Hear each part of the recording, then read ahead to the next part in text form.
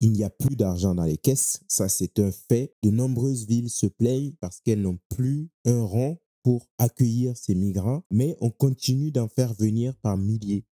Après, ces migrants arrivent, se retrouvent dans des situations déplorables et arrivent peut-être à vouloir se débrouiller de certaines manières. Vous me comprenez, mais c'est un problème pour tout le monde, aussi bien pour les habitants français que pour les migrants. Et je vais essayer de commenter une vidéo d'un jeune homme aujourd'hui qui est arrivé en France et qui vit les réalités du terrain, peut-être qui passe par une situation compliquée. Et je vais profiter aussi pour faire un appel à tous les Africains qui regardent cette vidéo, qui sont encore en Afrique, parce qu'il y en a qui rêvent de venir en Europe.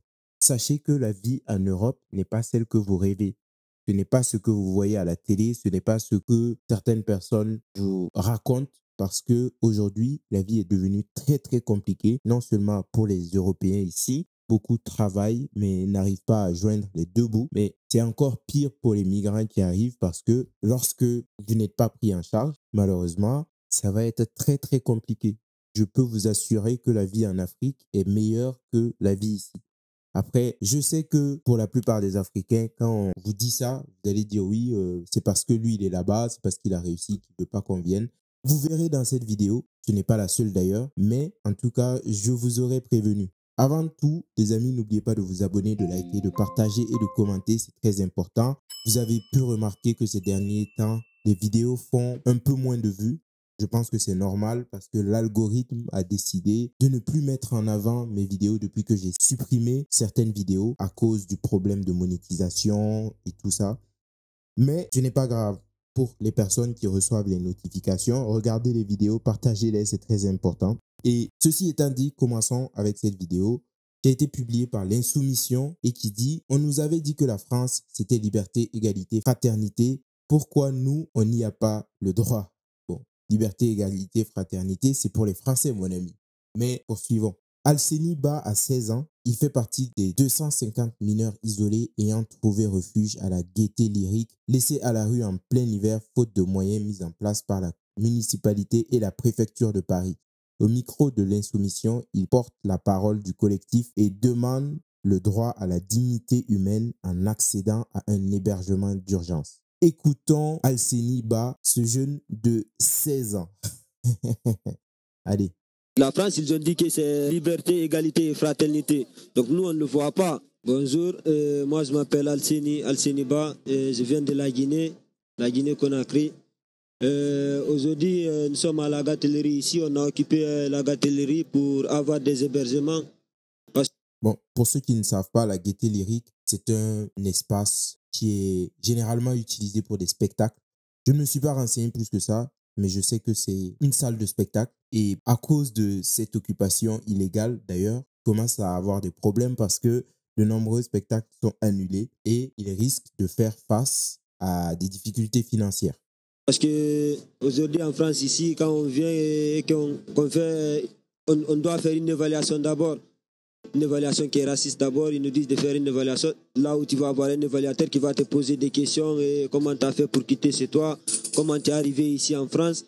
Et quand tu lui racontes tout ça, il te dit que tu racontes la merde. Bon, toutes ces personnes en arrivant, elles connaissent déjà le discours qu'elles doivent servir. Parce que lorsque vous êtes migrant, que vous venez d'arriver, vous êtes en contact avec les associations, vous êtes en contact avec des gens qui vous donnent un discours à répéter pour toucher les Français. Parce qu'on sait qu'en France, lorsque vous dites qu'une personne est massiste, c'est la plus grande insulte et c'est la carte magique qui fait de vous une personne qu'on doit prendre au sérieux et qu'on doit écouter. Donc, ce jeune homme parle de massisme parce qu'on a mis en place des évaluations pour les migrants qui arrivent. En quoi cette mesure est massiste? Parce que la France se donne le droit, comme tous les pays du monde, de mettre en place des critères d'accueil.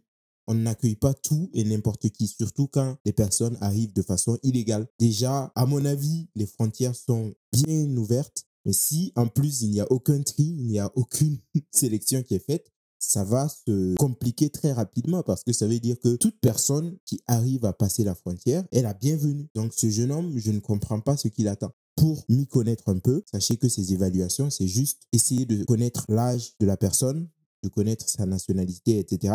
Parce que toutes ces personnes qui arrivent, généralement, on leur dit de jeter leurs documents officiels. Soit les passeurs les récupèrent, soit on leur dit de jeter. Parce que si vous arrivez que sur votre carte d'identité, vous êtes majeur, vous ne pouvez pas raconter de bobards. Ou si vous arrivez d'un pays qui n'est pas en guerre, vous ne pouvez pas non plus raconter de bobards. Donc, on vous fait jeter tous ces papiers et les associations vous aident à créer une histoire, à dire oui, mais je viens de tel pays, j'ai quitté ce pays parce que soit j'étais menacé de mort, littéralement, parce que peut-être j'étais gay, peut-être j'étais opposant politique, etc.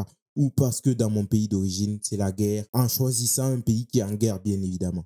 Mais voilà ce que lui, il dénonce comme mesure massiste. Mais tu viens de Guinée et tu sais qu'en Afrique, c'est comme ça aussi. On n'accueille pas tout le monde et n'importe qui. Si la police te met la main dessus et que tu n'es pas en règle, ben ça ne va pas très bien se passer pour toi. Donc pourquoi ce devrait être accepté en France? Parce que toi, tu le veux. Et pourquoi ce n'est pas accepté dans les autres pays? On te refuse et qu'on te refuse, on ne te place pas. Tu es obligé de rester à la rue comme ça et tu n'as aucun endroit où aller, tu n'as pas droit à l'éducation et même à la santé. Vous voyez? Donc moi j'ai fait 3 mois à la rue. Il y a beaucoup de jeunes ici qui dorment à la rue. Et il y a même certains qui dorment jusqu'à présent. C'est pour cela qu'on a occupé la Gaîté d'abord pour avoir des hébergements, vous voyez. Donc on est là pour faire valoriser nos droits et faire bravos avec la mairie aussi et l'État qui nous aide à avoir un toit en fait, vous voyez, de ne pas nous laisser comme ça. Les années on était isolés quand on vient en France ici. Si ici on est refusé, on est isolé, on dormons à la rue comme ça avec des tentes là où tu n'arrives même pas à bien dormir et que les policiers qui te réveillent à chaque fois, des fois ils peuvent venir à 1h ou 2h comme ça, vous réveiller, soi-disant de se lever, vous ne pouvez pas rester là. Et ils disent que c'est la loi qui les a dit de le faire, vous voyez. Donc ils pensent à nous aussi, vous voyez. Nous aussi, on existe quoi. Les jeunes qui subissent des trucs racistes ici, vous voyez. Par exemple, cette évaluation-là, vous voyez. Qu'ils sachent qu'on existe aussi, quoi, vous voyez. C'est pour cela même que ce collectif-là, ça a été formé.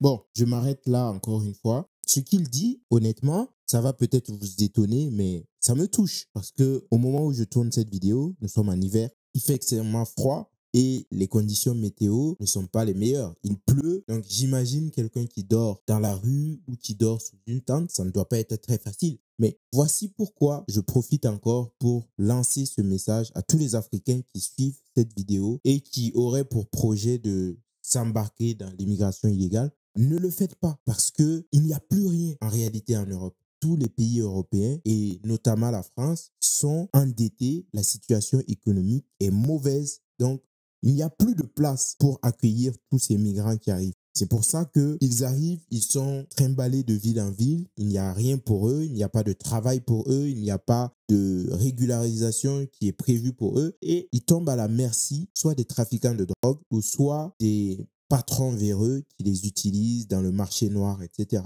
Si vous pensez que c'est faux, essayez de contacter des gens qui sont venus de façon illégale et essayez de savoir comment ça se passe pour eux. Bien sûr, ce n'est pas le cas pour tout le monde. Peut-être qu'il y a des gens qui s'en sortent, mais les probabilités restent très faibles. Donc, si vous m'entendez, honnêtement, ne venez pas, surtout de façon illégale, parce que ça ne sert absolument à rien. Sinon qu'à perdre du temps. Je sais qu'il y a des gens qui viennent ici parce qu'ils pensent qu'il y a du travail à gogo. Il y a juste à se pencher pour ramasser l'argent parce qu'ils croient que les rues sont pavées d'or et qu'on peut ramasser de l'argent partout. Mais ce n'est pas la vérité. Aujourd'hui, c'est très très difficile en Europe et même les Européens souffrent. Voici mon message. Vous en faites ce que vous voulez. Moi, j'ai 16 ans, j'aurai mes 17 ans février le 10 février. Avec tout ça, ce collectif-là a été formé, vu qu'ils nous ont envoyés dans les provinces. Et 2-3 semaines après, ils nous auraient mis à la rue encore, soi-disant, il faut qu'on fasse une demande d'asile, vous voyez. Donc, on ne peut pas faire parce que nous ne sommes pas des majeurs. Donc, on ne peut pas faire une demande d'asile. Et qui nous ont laissés là-bas comme ça, on était là et il y avait même certains de nous qui ont été appelés pour passer leur audience et qui n'étaient pas là. Donc, quand on s'est regroupé à Paris ici, nous les jeunes qui étions là, et avec habitants et militants du 20e qui venaient distribuer à manger au parc de Belleville là-bas. Et c'est avec eux qu'on a eu l'idée de former ce collectif-là et de lutter pour nos droits aussi. On veut un toit, et aller à l'école, accès à l'éducation, ça d'abord, c'est très important pour nous. Et avoir le titre de transport et la santé aussi. C'est ça qu'on demande. La France, ils ont dit que c'est liberté, égalité et fraternité. Donc nous, on ne le voit pas. Bon, je vais m'arrêter là. Je vais terminer ici en réagissant sur la dernière partie. Le gars, déjà, il dit que la France est massiste. Pourtant, il y a des gens, des Français qui viennent t'aider, qui viennent t'apporter à manger et qui t'aident même à manifester, à formuler tes revendications. Pour un pays massiste, je trouve que ça va. Tu irais dans d'autres pays qui sont réellement massifs, ça ne se passerait pas comme ça. Et si tu es migrant et que tu es passé sur la route de l'immigration, tu le sais. Tu sais qu'il y a des pays par lesquels tu es passé où ça ne s'est pas passé comme ça. Bon, donc déjà, il faut arrêter les gens qui arrivent ici, qui commencent à crier au massif. Peut-être que parfois, ce sont juste des mots qui vous ont été répétés par ces associations qui sont véreuses, mais ça ne vous arrange en rien parce qu'il y a des gens qui vous aident. Si vous leur crachez à la gueule, vous les insultez, bah, ils n'auront pas envie de vous accueillir. Ensuite, le mec, il a des revendications. Il dit oui, nous, on veut un toit, on veut aller à l'école, on veut faire quoi. Bon, excuse-moi, mais même si je ne connais pas ton âge, je suis africain. Moi, je ne pense pas que tu aies 16 ans ou 17 ans, mon ami. Arrête de te foutre de nous. Tu n'as pas 16 ou 17 ans. En tout cas, moi, je suis persuadé que ce n'est pas le cas. Et malheureusement, il y a beaucoup de gens comme toi qui arrivent en France, qui arrivent en Europe de façon générale, qui mentent sur leur âge alors que ce n'est pas le cas. Et ça, il faut arrêter parce que dans tous les domaines, c'est pareil. Même les footballeurs africains qui arrivent, généralement, on se rend compte qu'ils ont menti sur leur âge, etc. Et c'est pas bon, quoi. Tu n'as pas 16, tu n'as pas 17 ans. Et ensuite, tu n'es pas là pour réclamer des choses. Tu es arrivé dans un pays, si le pays a les moyens de t'offrir les commodités nécessaires, ce sera le cas, mais tu n'as rien à revendiquer, tu n'as rien à réclamer. Parce que déjà, tu es en situation irrégulière. Tu es arrivé de façon irrégulière, ce qui n'est pas légal. Voilà ce que moi j'ai à te dire. Après, comme il l'a dit dans son discours, c'est sûr que c'est avec l'appui de certains partis politiques, de certaines associations, que tout cela est possible. Nous sommes en France, il n'y a plus d'argent, il n'y a plus de deniers publics, mais on en trouve toujours pour des nouveaux venus. C'est formidable. Moi, ça fait partie des choses aussi qui font que je ne regrette pas de partir parce que ça devient vraiment fatigant, quoi, de payer autant de taxes, d'impôts et de ne pas avoir accès aux services publics élémentaires. L'hôpital est devenu saturé, les transports en commun, vous voyez ce qui se passe. Tout se dégrade, on paye toujours plus d'impôts et c'est pour reverser à de nouveaux venus. Non, moi je ne cautionne pas ce système. Je sais que de nombreux Français ne cautionnent pas ce système et à un moment donné, je crois que beaucoup de gens vont se barrer et les gens qui resteront, malheureusement, je ne suis pas sûr que ce soit des gens qui pourront permettre à ce pays de continuer à briller à l'international et c'est comme ça qu'on assiste à la fin d'une civilisation, à la fin d'une société. Dites-moi ce que vous en pensez en commentaire, les amis. Je vais vous lire aussi la note qui a été mise sous cette vidéo. Donc, selon la préfecture de Paris, les 250 occupants de la Gaîté Lyrique ne sont pas des mineurs isolés. Leur majorité a été reconnue par les services sociaux. Donc, j'avais bien raison. Ce mec n'est pas mineur. Moi, quand je le vois, je sais. Si la préfecture a décrété que vous ne l'étiez pas, c'est que vous ne l'êtes pas. Arrêtez de mentir, arrêtez de sortir des bobards parce que ça n'arrange rien. Bon, je vous laisse là. Ciao les amis. À bientôt.